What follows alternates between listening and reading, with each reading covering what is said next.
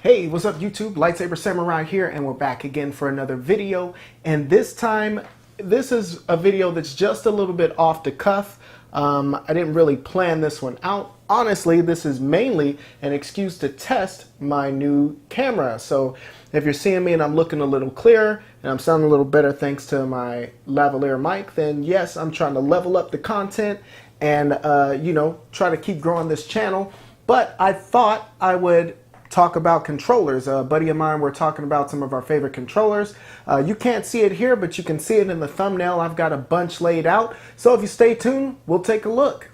Okay, so what I thought about doing first is maybe talking about maybe my top 10 or my top 5 controllers. And so, I don't know. I thought instead maybe I just kind of take a quick overview of all the controllers I have here in front of me, and so we'll just get it started with that. Like I said, these aren't all the controllers in my collection, but this is basically a representation of all the controllers from every home console that I own. So starting with, and this is probably one of my favorite controllers. I don't think it's the most well-designed controller, but it's most definitely the most iconic, and that is, of course, the original NES controller. Now, of course, this came out with the American version of the NES, and like I said, it was good enough to serve its purposes. And as far as a non-wing controller and controllers, I kind of break them down into 3 major categories, so let's go over that first. So I have the squares and the non-gripped controllers, and then you have later controllers like the PlayStation controller that added the grips. And then lastly, I have kind of like motion controllers. So as far as the non-grip controllers, this is still the most iconic. I mean, you see this design everywhere on iPhone cases and laptop cases and socks and t-shirts and everything like that. The buttons feel pretty good. The D-pad is actually, it's a little stiff, but it's not too bad. The biggest complaint I have about this controller is the square corners, and they kind of dig into your hands, but over time I think my hands just kind of formed into the controller over time. So like I said, not the best way to play NES games. In fact, the best way that I found is, in fact, the dog bone controller, which unfortunately I don't have any of. Actually, I'm seeing another controller here, and I'm going to step off screen so unprofessionally and grab it, because I should have grabbed it earlier. And so, if I had to pick a third category of controllers, it would be arcade sticks. And so this is the Advantage controller. It's built very solidly, has a pretty nice joystick on it. The buttons are nice and large. This is a pretty heavy piece. You can sit on your table or sit on the lap. And it also has turbo, which is nice for when I'm playing some shooters like Gradius or like, I don't know, Captain Skyhawk and things like that. So you definitely have the advantage with this controller. Later we get onto the 16-bit era with the Super Nintendo controller. And this is an iconic controller in its own right, specifically for its design. Now you see here it has the 4 face buttons in the diamond configuration, as well as the shoulder buttons, which every controller that came out since has copied that design. So, and I got to give a quick shout out to NEC and the TurboGrafx 16 controller. As far as the non-grip controllers go, this is probably one of my favorite. It's square, but not as square. It's slightly rounded on the top, but not as angular, not quite as angular as the Nintendo controller, and it has a built-in rapid fire, so that was huge for me. The D-pad feels decent also. I think it doesn't feel quite as stiff, but of course that could be because this controller might be a little loose, or but like I said, select and run button, which is basically like start. So quick shout out to Sega Genesis. Now this isn't a first-party controller. This is actually the wireless 6-button controller that came with the Sega Genesis Flashback HD, which I did a review on earlier last year. And so, but I mean, the 6-button design, I like it a lot. I like the D-pad on it, and the 6-button design is really good for playing fighting games. So I just wanted to do a quick shout out to that. It's a nice round controller as well that fits great over the hands. So quick shout out to that. Moving right along, so then we kind of get into the 5th generation. That's Sega Saturn, N64, PlayStation, and unfortunately I don't own a Saturn or an N64 because I really wasn't much of a fanboy for either of those consoles, but PlayStation was my joint. And so here we have the first model PlayStation controller. And like I said, it's a very nifty controller designed very closely after the Super Nintendo controller. And you can see the buttons and the D-pad are mapped out almost exactly the same. This was also added triggers. So one of the first consoles to add triggers as well as bumpers on the top. But with the grips, it's a very comfortable machine, and it's made to fit larger hands, which was perfect for us as we, by the time the PlayStation got out, we were all gamers who were getting older, getting into, our teen years and things like that. And so we had larger hands, so that was a perfect fit for us. But with the advent of analog controls and full 3D movement, then we got into devices like the DualShock controller. This is actually the DualShock 2, which is probably one of my favorite controllers, if not my favorite controller. It has really nice material on the analog sticks, and they move pretty nicely. The D-pad is decent, and it has pretty good triggers and buttons. And like I said, Sony definitely has taken an if it ain't broke, don't fix it approach. And all their controllers are designed almost exactly the same, which isn't really a knock. That creates a lot of familiarity with it, which unfortunately I can't say the same for like Nintendo. I mean, their controllers seem to drastically change with every new console that comes out, and so no controller is like the last. So continue on with the 6th generation. Also got to give a close look at the Dreamcast controller. Now the Dreamcast controller, it's not one of my favorite controllers. It's not the worst controller.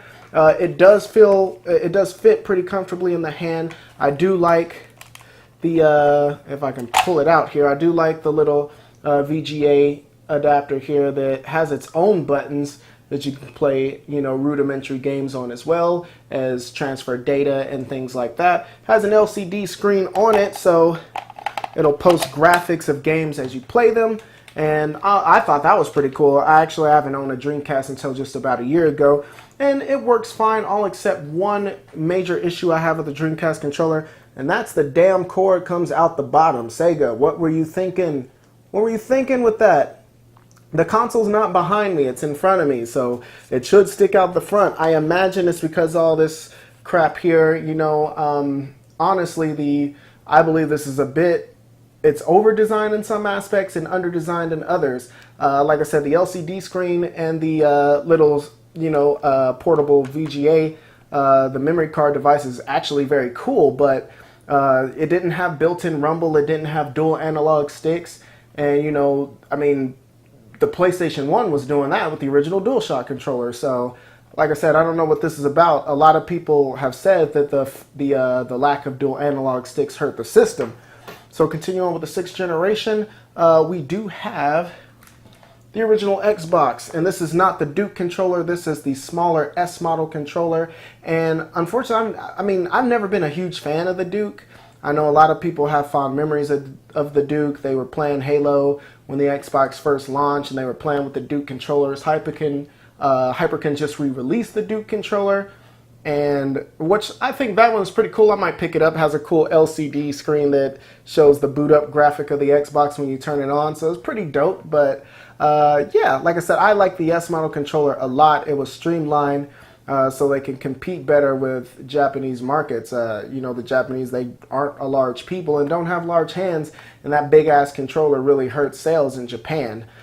I will say that Xbox makes the best triggers in the business, and playing first-person shooters on Microsoft consoles, I generally try to get first-person shooters on Xbox consoles. Things like Urban Chaos and Time Splitters, which also came out on the PlayStation 2. Now that I'm collecting, I'm going back and I'm buying the Xbox versions because the shooting feels better on this controller than it does on the DualShock 2. They didn't have bumpers. They had these black and white buttons on the bottom, which work fine. The face buttons work fine as well. The D-pad on it, though, is not very good at all, in my opinion. I would have liked to see them go with something maybe like a micro switch controller, but this D-pad, it's serviceable, but playing fighting games, I generally try to get on the PlayStation because I like the D-pad better. Also, I forgot to grab it also, but there's also the GameCube. Now, the GameCube is probably one of the most controllable, sorry, it's one of the most comfortable controllers known to man, but the button layout is something that I could never get used to. Playing games on the GameCube, I find to be difficult just because it's hard for me to get used to that layout. It's so bizarre. That was all that. Moving into the 7th generation and the advent of Move controllers, and the Wii kicked it all off. This is actually the motion controller. This is actually the Motion Plus, which is their second iteration of it, because while the motion controller worked well for games like Wii Sports and mainly a lot of first-party titles, there's a lot of third-party developers having trouble with making Move controllers work right. And honestly, Move controllers kind of became a little bit gimmicky in a lot of respects, so much so that they went ahead and released a Pro controller. Now, this is the second version of the Pro controller, which has the actual grips on it. The first Pro controller was basically just this controller without the grips. They brought back the analog stick from the GameCube, which I thought was excellent. It has that hexagonal shape, so there's no dead spots in controllers like these. So that's one thing I like a lot about this design. As far as the analog stick, there's no dead spots. So playing games that require precision, you're going to be okay with that. Moving on, the DualShock 3, which like I said looks almost identical to the DualShock 2 except it's wireless, has 6 action controls, which means it kind of has a tilt and rotate motion controls inside. And actually that's really fun on games like Blazing Angel Squadrons of World War II. In particular, that's a flight sim game. And that controls really awesome with these controllers. I love kind of moving around and just using the motion controls for that. On the other side of the spectrum, you have games like Lair that didn't work so well, and it required the motion controls, and people didn't like that even when they added in analog stick support later on. And Lair, I believe, was a launch title or a very early game, and that kind of hurt the image of the 6-axis controller in a lot of people's eyes. Microsoft, in the meantime, they were kind of keeping the same theory of if it ain't broke, don't fix it, and they released their 360 controller. Now, this is actually the 2nd generation 360 controller. I like this controller because I like the D-pad on it better. And actually, a cool thing to note about the D-pad is it can rotate. And on the fly, you can rotate it and make it become a 4-directional D-pad, or if you twist it, it'll become an 8-directional D-pad, which is nice for fighting games. And so actually, fighting games play a lot better on this controller than the S controller, which came out with the original 360, just because I like the D-pad better. You got the same awesome triggers as before. They actually feel a lot even better than they did before. They added bumpers instead of the black and white buttons, and that's the C3PO controller, which came with the Star Wars Special Edition, and man, does that look slick. Back to PlayStation 3, to compete with the Wii, they also added the PlayStation Move, and this came out, I believe, in 2011, and this adds, motion-like support to the PlayStation 3 using the camera, which is basically a beefed-up version of the PlayStation Eye that came out with the PlayStation 2. And like I said, I am a huge advocate of the PlayStation Move. I think the games on it control excellent for the most part. I think the PlayStation Move is much more responsive than even Wii games with Wii Motion Plus. And of course, it's being powered by the PlayStation 3, so it's a much more powerful machine. Graphics look better. The games can be longer, more detailed, and things like that. Actually, there's a lot of cool Wii games like Dead Space Extraction and House of the Dead Overkill. No More Heroes, which actually got HD re-releases on the PlayStation 3, and they play excellent. And so you got the standard build quality that you can expect from Sony, which is very sturdy, very durable. And honestly, the trigger on this, on the Move controller and the Nav controller, which is the equivalent to the nunchuck, and the Nav controller has a lot more buttons than the nunchuck. It's almost like having an actual controller in your hand. That's all I got. Real quick shout out to the Xbox One controller. And the Xbox One controller, it's built very nice. This has very nice controllers, or nice triggers on it. Although, I think I might actually like the triggers on the 360 controller the best. This controller feels slightly bigger. The D-pad is nice on it. It doesn't rotate like the second generation 360 controller does, but the analog sticks are really nice. One thing I forgot to mention about Xbox controllers is their D-pads are their analog sticks are off-center. And I thought that was going to be weird at first, but it actually works really well, especially when I play first-person shooters. I like the way that works. So, yeah, so that's it. Leave it down in the comments. What is your favorite controller? Me personally, if I had to pick, I know I'm a PlayStation fanboy, but if I had to pick, I think my favorite controller of all time would be the Xbox 360 controller, the second version of the controller. The analog sticks are nice, the face buttons are decent, the triggers and bumpers feel excellent, and hear that click? That's a nice click on those controllers. And also the D-pad was greatly improved. So like I said, I can play a lot of things like fighting games on this controller.